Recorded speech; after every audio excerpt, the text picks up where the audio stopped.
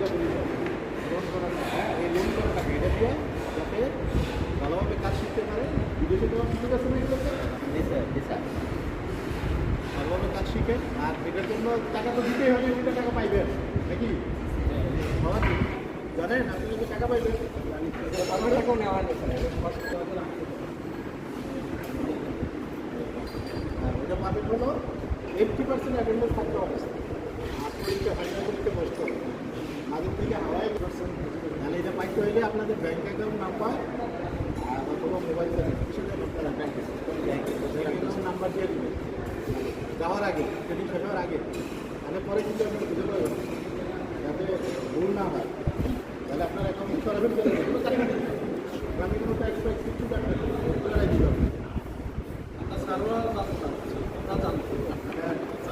80% বিষয়টা